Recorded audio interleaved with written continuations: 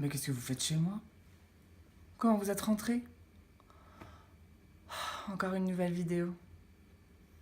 Ok, hein, mais la prochaine fois, vous frappez avant d'entrer. Bonjour à tous. Je suis à nouveau ravie de vous retrouver pour cette nouvelle vidéo. J'ai vu que ma première vidéo book haul que j'avais fait en septembre vous avait assez plu. Et je me suis dit, pourquoi pas? Parce que là, pour être honnête, j'ai une pile à lire qui commence à s'agrandir. Et alors, même si vous allez voir, hein, elle n'est pas si impressionnante que ça, pour moi, ça commence à l'être parce que j'ai pas l'habitude d'avoir autant de livres à lire qui m'attendent. Je m'arrange toujours pour en avoir 3-4, pas plus, pour être sûre d'avoir mon stock en cas de besoin. Mais en général, je n'ai pas autant de livres à lire. Il se trouve que j'ai un peu malheureusement ralenti mon rythme de lecture parce que voilà, le travail, la vie sociale un peu aussi, c'est toujours bien de voir les amis et pas toujours être le nez dans les livres. Donc j'ai un peu ralenti malheureusement. Donc là, c'est le programme aussi de cette journée, une journée dédiée à la lecture. Et donc sans plus attendre, je vais vous montrer tous ces livres que j'ai achetés, qu'on m'a offerts. Du coup, c'est pour ça que j'en ai autant maintenant. C'est celui-là que je suis en train de lire en ce moment et que je dois absolument terminer rapidement. C'est Salem de Stephen King aux éditions Le Livre de Poche. Donc je l'ai déjà bien entamé et il est... Non, je vais même pas vous dire ce que j'en pense. On attendra la vidéo qui en parlera. Dans ce livre, c'est une reprise du conte, enfin pas du conte, mais du roman de Bram Stoker de Dracula. On reprend le mythe du vampire, etc. dans une petite bourgade voilà, c'est toujours dans une petite bourgade avec Stephen King, hein. Ça sera jamais dans une grande ville. C'est toujours une petite ville, limite un village au fond des États-Unis et qui est victime d'éléments assez surprenants. Un chien qui est empalé, des enfants qui disparaissent, voilà. Donc on suit l'histoire de ces personnages de cette ville qui font face au pire. Pour continuer dans mes lectures Halloween, parce que moi j'adore les histoires qui font un peu peur, les histoires un peu surnaturelles aussi, je trouve que Halloween c'est aussi fait pour ça, j'ai pris le premier tome de la saga des sorcières d'Anne Rice, donc là c'est les liens maléfiques. Alors, je crois, donc on suit des sorcières à la Nouvelle-Orléans, une ville que j'adore pour y avoir été, voilà, j'avais vraiment envie de ça. Et donc, si j'ai compris le synopsis, c'est l'histoire, enfin, on suit une descendance de sorcières qui ont des pouvoirs magiques issus. Ça a commencé avec un homme mystérieux qui leur a fourni ses pouvoirs, mais aujourd'hui, apparemment, ça ne lui suffit plus. Et pour la dernière sorcière de la descendance, qui est enceinte, il veut entrer dans le corps du bébé, parce que c'est encore qu'un esprit, et il veut aujourd'hui voilà, avoir un corps. Donc je crois que c'est ça. Bon, moi, c'est juste les mots Nouvelle-Orléans, sorcière. J'ai fait OK. Et en plus, par Anne Rice, c'est quand même un auteur qu'on connaît, qui est connu notamment pour toutes ces histoires de vampires. C'est elle qui a écrit notamment Entretien avec un vampire, issu d'une grande, grande saga. Donc ça m'a plu tout de suite et j'ai envie de tenter le coup. Ce livre, je l'ai acheté en VO parce que j'ai vu qu'il était sorti chez Pocket Jeunesse début octobre. Et même si la couverture était relativement assez jolie, elle était encore en deçà de la version originale. Et comme vous le savez, moi j'adore les beaux livres. Et du coup, je me suis dit, tant pis, je vais prendre la version originale. Et il s'agit d'Artless de Marissa Meyer. Franchement, il est top, il est super beau, tout en relief. Et en plus, attendez, que je vous montre la couverture en damier. Enfin, moi je suis fan.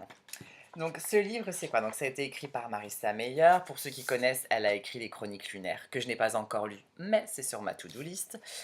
Et c'est tout simplement un préquel, savoir comment la reine de cœur dans Aesop et des merveilles est devenue si méchante. Donc je pense que c'est l'histoire de cette femme qui est une princesse qui adore faire des pâtisseries, qui veut en faire son métier, sauf que ses parents ont d'autres projets pour elle, puisque c'est une princesse, donc ils veulent la marier à un prince, sauf que forcément, Elle n'est pas amoureuse de ce prince, elle est amoureuse, je crois, du valet ou du bouffon du roi, un truc comme ça. Et bah, forcément, je vous laisse deviner la suite. Donc voilà, j'espère pouvoir le lire aussi très prochainement. Je trouve que ça reste une bonne lecture aussi pour Halloween. Et puis moi, j'aime beaucoup le monde imaginé par Lewis Carroll, Alistopée des merveilles. Donc, et je trouve ça génial d'avoir eu l'idée de ce préquel. Enfin, ils l'ont fait aussi pour Maléfice, la sorcière de La Belle au bois dormant. Bon, j'avais pas trouvé le film terrible, mais bon, je pense que un livre, ça forcément mieux qu'un film. Et ouais, dans le monde d'Alice au Pays des Merveilles, ça peut être sympa. Et apparemment, on y recroise le Chapelier Fou et le Cheshire Cat. Donc, à voir. Je l'ai acheté. Le troisième tome de la sélection de Kirakas. Donc, ça s'appelle L'élu. C'est chez Robert Laffont dans la collection R. Alors, donc, enfin, toute cette histoire, tout le monde la connaît. J'en ai parlé en vidéo. J'ai lu le premier tome, le second tome, enfin le deuxième tome. Donc le premier, enfin, donc c'est l'histoire, ça se passe dans un futur très lointain. Je crois que c'est 300 ans après notre ère. La ville, enfin, le pays même, le royaume s'appelle Iléa. C'est aux États-Unis, mais qui n'a rien à voir avec les États-Unis que nous connaissons. Aujourd'hui, c'est un système de caste qui a été remis en place. Donc, je crois qu'il y a 8 ou 7 castes. Bah, ceux qui sont dans les 7 et 8e classes, autant vous dire, ce sont les rébus de la société. Ceux qui sont en haut, voilà, ont des privilèges, s'en sortent bien, mangent à leur faim, etc. Et le prince Maxon doit trouver l'élu de son cœur. Donc une télé-réalité est donc organisée avec 36 prétendantes ou 35 candidates, je sais plus, crois, ouais, 35. Et ben, on suit ces jeunes femmes qui ben, vont tout faire pour parvenir à leur fin et devenir la nouvelle princesse, enfin la princesse. Et bon, le premier tome était sympa, je l'avoue, j'ai passé un bon moment, c'était cool. Enfin, en plus, j'aimais bien cette histoire et j'aime beaucoup Kirakas. J'avais beaucoup aimé, comme tout le monde le sait, La Sirène. Et donc, je partais confiant. Et puis, il y a eu le deuxième tome, et là, ça a été un peu laborieux. Si vous voulez en savoir plus, je vous mets le lien de la vidéo. J'ai un peu pété les plombs, mais ce deuxième tome était un peu compliqué. Donc, on m'a dit de persévérer, je persévère, et donc j'ai le troisième tome, et bah, j'espère franchement que là, ça va être un peu plus sympa, et que cette America, qui est le personnage principal, va un peu se bouger les fesses, parce qu'elle m'exaspère un peu. Ça fait très longtemps qu'il est dans ma bibliothèque, il faut dire que c'est un gros pavé. C'est le premier tome de la saga des Rougon-Macquart d'Émile Zola, donc c'est là, c'est chez Bouquin Lafon. Euh, j'ai lu les deux premiers, c'est pour ça que ça fait longtemps qu'il est sur ma pile de livres à lire, hein. C'est parce qu'il y a, là, dedans, il y a 4 romans, ça se voit, c'est assez énorme. Donc j'ai lu La Fortune des Rougon, j'ai lu La Curée, j'en ai parlé sur mon blog, si vous voulez en savoir plus, je vous mettrai les liens en barre d'infos. Et donc il me reste à lire de ce premier tome Le Ventre de Paris et La Conquête de Plassans. Donc forcément, le prochain à lire, ça sera Le Ventre de Paris. Il faut savoir que j'aime beaucoup lire Zola l'hiver. Je trouve que son atmosphère s'y prête beaucoup, la grisaille. En plus, bah voilà, comme je suis parisien, voir Paris sous la grisaille, c'est exactement l'atmosphère qu'il faut pour lire ce genre de roman. Donc, dans Le Ventre de Paris, alors il me semble que dans ce livre, Zola aborde les prémices des centres commerciaux, parce que je crois que tout se passe aux Halles. Voilà, enfin les Halles du 19e siècle, hein, donc avec tous ces marchands, ces légumes, ces marchands de poissons. Enfin, c'était vraiment un marché un peu un gros marché, c'est pas les halles que l'on connaît aujourd'hui, mais voilà, c'est les prémices des centres commerciaux bah, qu'on retrouvera dans Le Bonheur des Dames. Donc il aborde encore un des volets du développement de Paris, du développement de l'industrie, etc.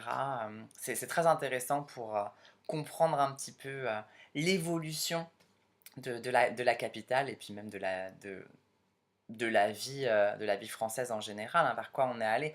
Et il aborde toujours des gros sujets, un peu comme des monstres. Ici, le monstre, c'est les halles. Dans le Bonheur des Dames, c'est les centres commerciaux, enfin les grands magasins. Dans La Bête humaine, c'est la locomotive. Enfin voilà, on voit vraiment toute l'évolution et c'est en ça que c'est intéressant. Donc, à lire prochainement, une fois que l'hiver arrivera. Et bien, je finis par 2 livres qu'on m'a offerts. Donc, À l'ami qui ne m'a pas sauvé la vie d'Hervé Guibert. Donc là, c'est aux éditions Folio.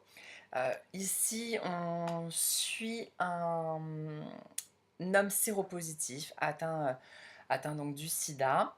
Je crois que c'est dans les années 80 et eh bien, il nous raconte un petit peu que son parcours, comment il le vit. Enfin, c'est un peu dans les débuts, donc on n'a pas autant les connaissances que l'on a aujourd'hui sur cette maladie, donc l'inquiétude, la peur, la dégénérescence, et puis eh bien, l'amitié, puisque beaucoup sont effrayés par ça, et il nous raconte comment, voilà, je pense que c'est l'histoire d'une amitié qui ne survit pas à la maladie, malheureusement. Et donc le dernier livre que l'on m'a offert, c'est Ne lâche pas ma main de Michel Bussy, aux éditions Françoisir. Ici, on suit une famille qui part en voyage sur l'île de la Réunion. Euh, et sauf que malgré le côté paradisiaque que cela peut suggérer, ça tourne un petit peu au drame cette histoire, puisque bien, le mari doit s'enfuir avec sa fille, puisque sa femme disparaît. On ne sait pas ce qu'elle est devenue. Et comme il est vite mis sur la liste des coupables, il décide, lui, de prendre les choses en main. Il s'enfuit avec sa fille sur l'île. Et bien sûr, bien pour la police, c'est un peu comme s'il avouait qu'il est coupable. Et donc, c'est une course-poursuite sur l'île de la Réunion. Moi, j'aime beaucoup Michel Bussy. J'ai lu Les Nymphes. J'ai lu Nymphéa Noire. J'ai lu Un avion sans aile. J'en ai parlé sur mon blog. Et si ça vous dit, je mettrai les liens aussi en barre d'infos. Parce que c'est toujours passionnant avec Michel Bussy, parce qu'il vous emmène là où vous ne pensez pas être. Il vous raconte quelque chose, vous êtes à fond dedans, et après, hop, il switch, il vous retourne l'esprit, vous n'avez rien compris, vous vous retrouvez avec une fin, vous êtes ok, d'accord. Et moi, j'adore ça. C'est pour ça que je lis des thrillers, c'est pour ça que je lis les romans policiers. Si on me retourne par le cerveau, pour moi, ce n'est pas assez réussi. Je déteste les fins où j'ai déjà tout compris au milieu du roman. Et avec Michel Bussy, ça ne m'est jamais arrivé, et je pense que celui-là confirmera la règle. Cette vidéo est maintenant terminée, j'espère qu'elle vous aura plu. Moi en tout cas, j'avoue, je passe un bon moment à faire mes book hauls. C'est bon, c'est très freestyle, je réfléchis pas trop, je vous montre mes livres, voilà, j'y vais sans trop réfléchir, mais c'est ça aussi qui est plutôt sympa, c'est cet échange plus spontané que je peux avoir avec vous. Si vous êtes en pleine lecture et que vous avez aussi une pile à lire qui vous attend, eh bien n'hésitez pas en commentaire à la partager avec moi. J'aime bien savoir ce que vous allez lire et ce que vous comptez lire. Et puis moi, ça peut aussi me donner des idées. Et j'espère vous retrouver très bientôt. Pour rien vous cacher, je voudrais participer au Pumpkin Autumn Challenge. Et challenge, ça porte vraiment bien son nom pour moi, puisque là, en termes de temps, je suis mal barrée. Et je voudrais eh bien, parler de Salem et du lien maléfique. Mais c'est tellement des gros bouquins va me falloir vraiment du temps pour faire ça. Donc j'espère pouvoir y arriver. Croisons les doigts. Et puis en attendant, eh bien, je vous fais de gros bisous.